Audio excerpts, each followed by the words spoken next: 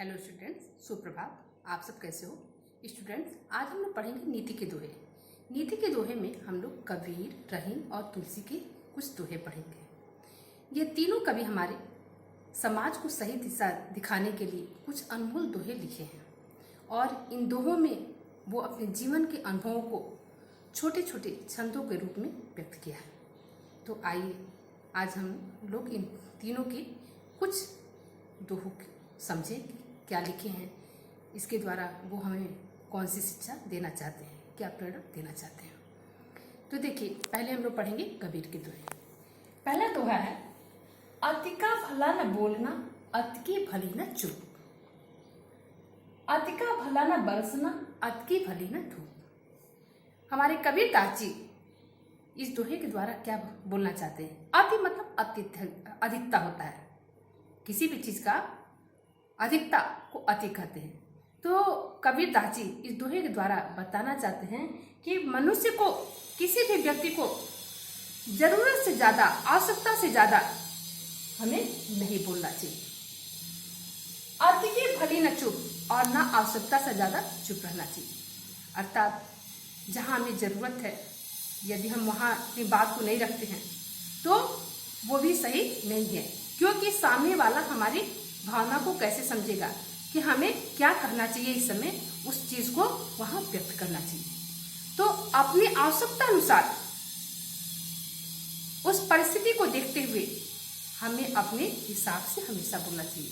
कभी भी हमें ज्यादा मतलब कोई बात हो तो वहां पे अत्यधिक बोलने का प्रयास नहीं करना चाहिए। जितना जरूरत हो उतना ही बोले। अति का भला न बोलना, अति की भली चुप। और जहां जरूरत नहीं है वहां हमें, जहां जरूरत नहीं है वहां हमें नहीं बोलना चाहिए। तो ज्यादा चुप रहना भी सही नहीं है और ज्यादा बोलना भी सही नहीं है। जितना हमारे लिए जरूरी है उतना ही हम बोलना चाहिए। अति का भला न बरसना, अति की भली न धूप। और उसी तरह से अत्यधिक बरसात होने पर भी क्या होता है, हमारी फसल सूख जाती है। अत्यधिक धूप होने पर भी हमारी फसल जल जाती है। तो किसी भी चीज का अधिकता अधिक नहीं होता है।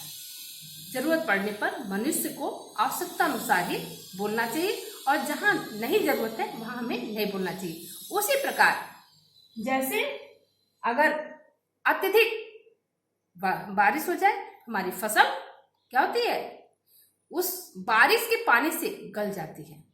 और अत्यधिक धूप हो जाता है तो उस धूप से हमारी फसल जल जाती है। तो किसी चीज का भी अधिकता अधिक सही नहीं होता है। इस दोहे के द्वारा वो हमको आपको यही बताना चाहते हैं। दूसरा है, मीठी बाड़ी बोलिए मन का आपा खोए, औरन को शीतल करे आपो शीतल हो। अर्थात हमारे संसार में मीठी बाड़ी एक औषधि के समान माना गया है, जो हम सबके हृदय को क्या करता है, स्पर्श कर लेता है। कड़वी भाषा को कोई नहीं पसंद करता है। इसलिए जब भी हमको किसी से कोई बात करना है तो हमेशा मीठी वाणी के साथ करना चाहिए, मीठे वचन के साथ करना चाहिए। कड़वा भाषा कोई नहीं पसंद करता है। हमारे अंदर यदि उस व्यक्ति के प्रति कुछ इस प्रकार का मैल बैठा हुआ है, हम उसे पसंद नहीं करते हैं, उसकी दुष्टता से हम अत्यधिक दुखित है, तो भी हमको सामने उस चीज को प्रकट नहीं करना चाहिए। क्यों? क्योंकि मीठी वाणी एक औषधि के समान है कि कभी कभी ऐसा देखने को मिलता है कि उसके द्वारा भी हमारे अंदर से उसके प्रति कड़वाहट दूर हो जाती है और उसका भी फिर व्यवहार हमारे प्रति बदल जाता है। अर्थात उसके व्यवहार में भी फिर क्या होता है, सुधार दिखाई देता है।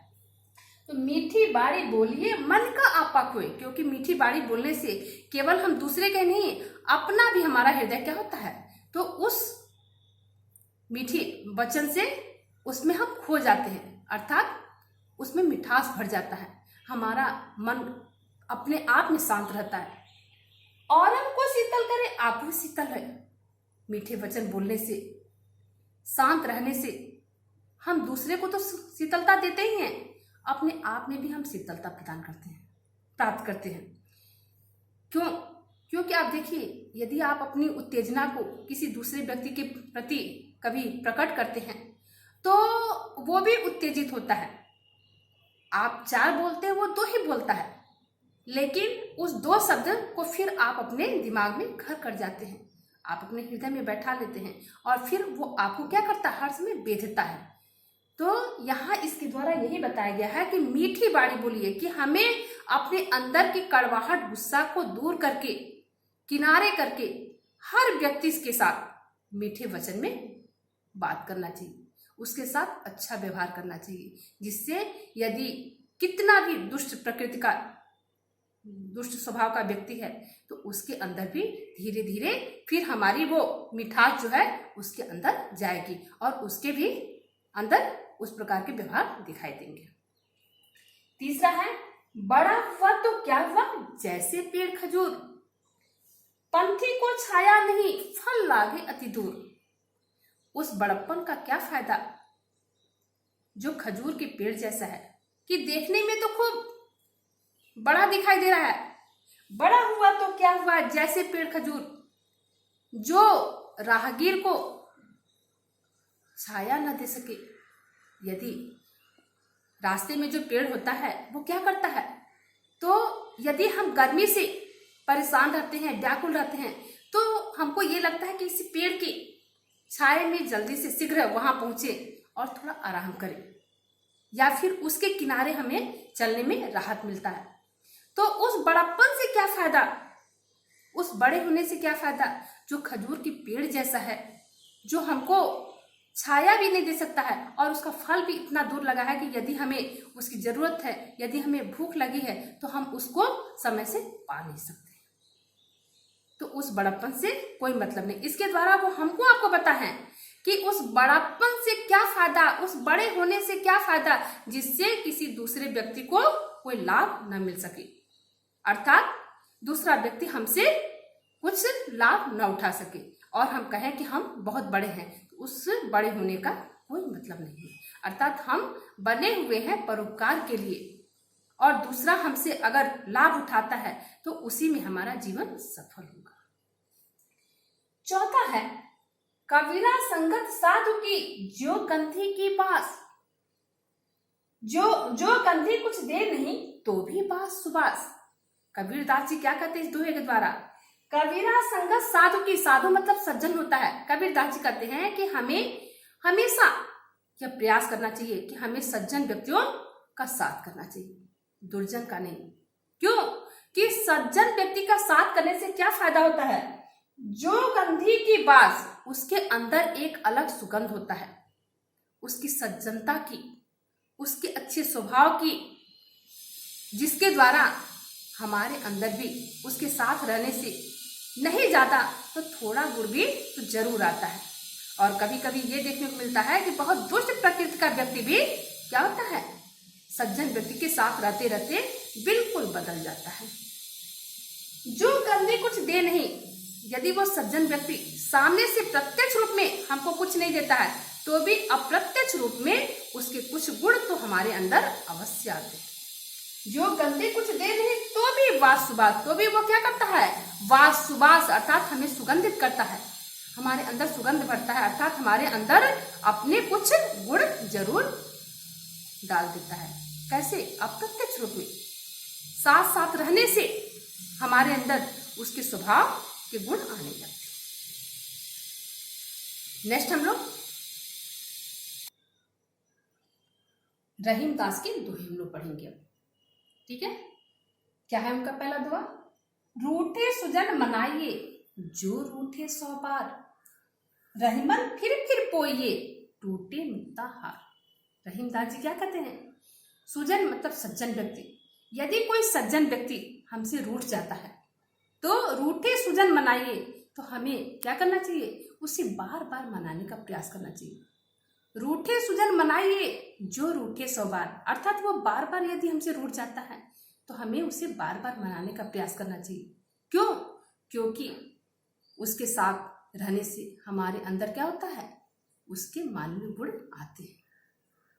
किस प्रकार उसे मनाना चाहिए, तो उसके लिए उदाहरण दिए हैं, रहीमन फिर पोइए, टूटे मुक्ता हार। रहीम दास जी कहते हैं कि जिस प्रकार यदि मोती का, सच्चे मोती का माला हमारा टूट जाता है तो जितनी बार टूटता है हम उस मोती को फेंकते नहीं हैं, हम उस माला को फेंकते नहीं हैं, बल्कि उन मोतियों को बहुत संजो के रखते हैं और उसको पिरो करके फिर एक माला का रूप दे देते हैं। उसी प्रकार यदि कोई सज्जन व्यक्ति हमारे किसी बात से हमसे रुष्ट हो जाता है तो हमें जितनी बार जरूरत पड़े उतनी बार उसे मनाने का प्रयास करना चाहिए।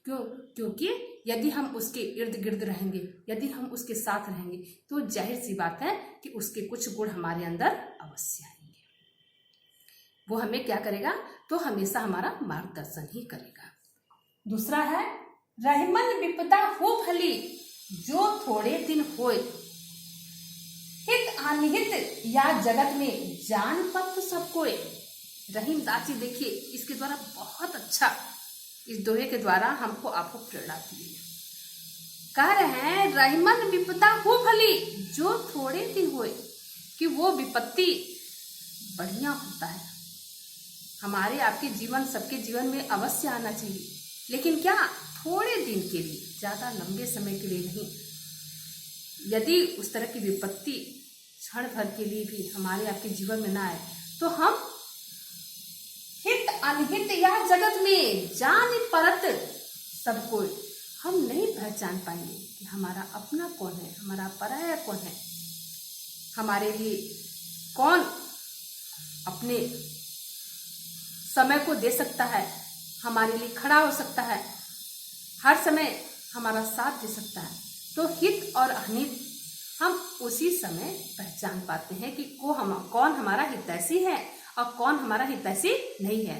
जान परत सबको, उसी समय हम सब लोग उसकी पहचान कर पाते हैं कि हमारा सच्चा मित्र कौन है, कौन हमारे समय पे खड़ा हो सकता है और कौन ऐसा व्यक्ति है जिसको हम अपना समझते हैं लेकिन समय आने पर वो हमारा साथ नहीं देगा। इस तरह से मनुष्य के जीवन में कुछ समय के लिए यदि संकट या विपत्ति आता है तो वो विपत्ति बुरा नहीं होता है बल्कि वो अच्छा होता है, जिसके द्वारा हमें ये पहचान हो पाती है।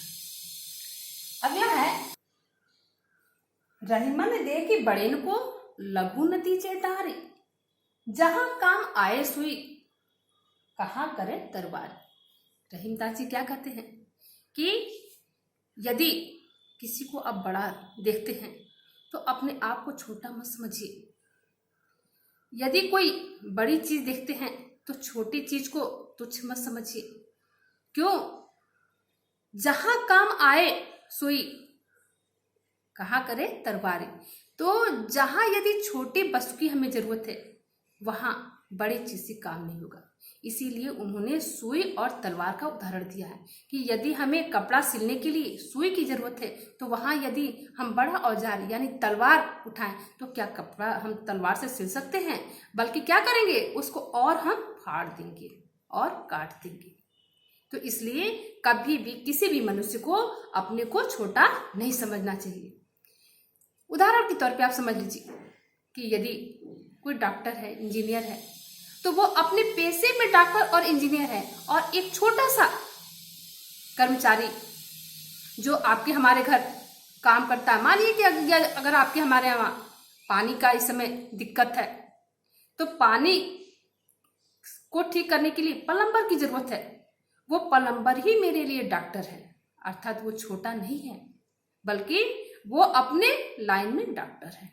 तो इसलिए कभी भी बड़े को देख करके छोटे को तुच्छ अपने आप को नहीं समझना चाहिए और ना हमको आपको कोई बड़े वस्तु को देख करके छोटी वस्तु को तुच्छ समझना चाहिए।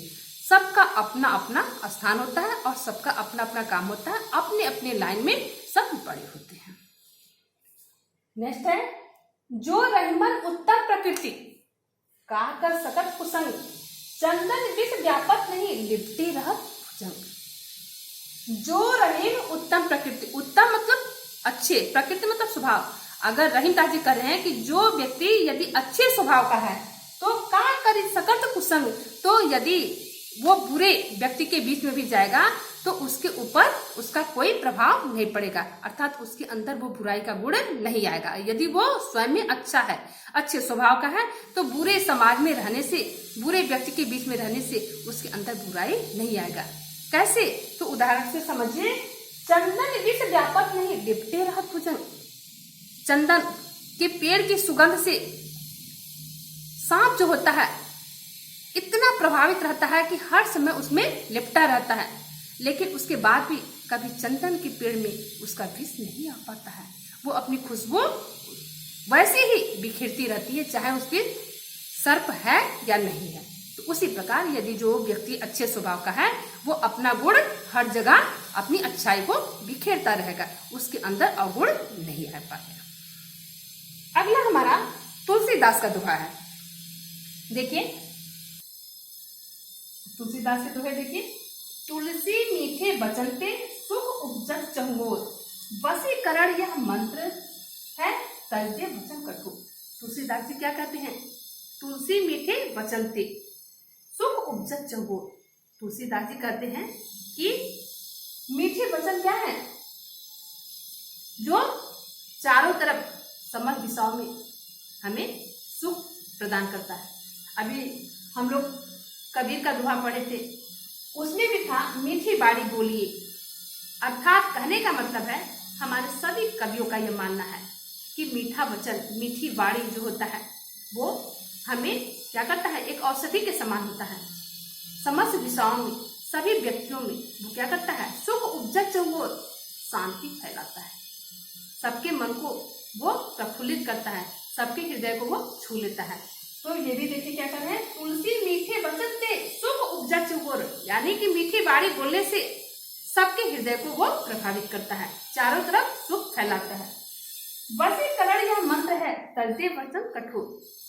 कह रहे हैं कि मीठा बाड़ी जो होता है वो एक वशीकरण मंत्र होता है जो सबको अपने वश में कर लेता है। इसलिए मनुष्य को अपनी कड़वी बाड़ी को त्याग देना चाहिए और मीठी बाड़ी में ही बोलने का हमेशा काम करना चाहिए। क्योंकि हमारे अंदर की जो कड़वाहट है वो हमें क्या करता है?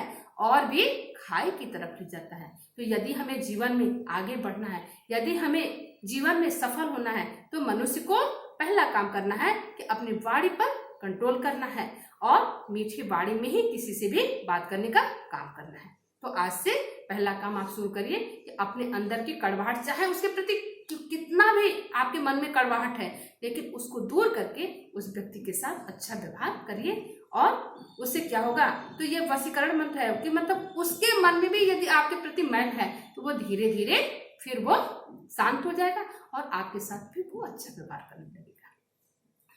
दूसरा है, तुलसी साथी विपद के विद्या विनय विवेक, साहस सुकृत सुसत्य व्रत, राम भरोसा एक। तुलसीदास जी क्या कहते हैं?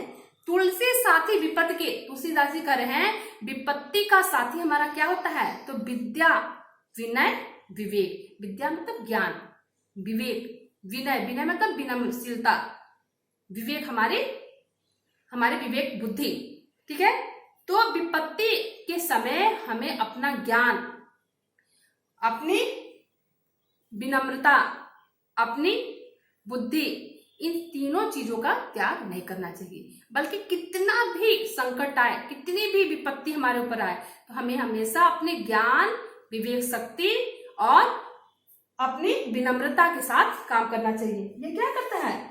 साहस सुकृत सुसत्य व्रत, राम भरोसा एक। तो इस तरह से हमें सिर्फ भगवान पर विश्वास करके साहस के साथ अच्छे कर्म करना चाहिए, अर्थात साहस के साथ हिम्मत बांध करके हमें उस काम को करने के लिए आगे बढ़ना चाहिए। अर्थात चाहे जितना भी विपत्ति पड़े, यदि हम अपनी ज्ञान, विवेक शक्ति और बुद्धि को धैर्य में रखते हुए अगर हम साहस और अच्छे कर्म के साथ हम ये व्रत लेकर के एक भगवान का भरोसा करके काम को करेंगे तो सारी विपदा धीरे धीरे दूर हो जाएगी और हम उस काम में सफल हो पाएंगे। लेकिन यदि हम पहले ही अपनी हिम्मत को छोड़ देंगे तो हम काम में सफल कहाँ से होंगे? तो इसलिए कहा गया है कि अपनी ज्ञान, विवेक शक्ति और बुद्धि को कभी भी ऐसी परिस्थिति में नहीं छोड़ना चाहिए, बल्कि इसके साथ हिम्मत बांध करके हमें दृढ़ता से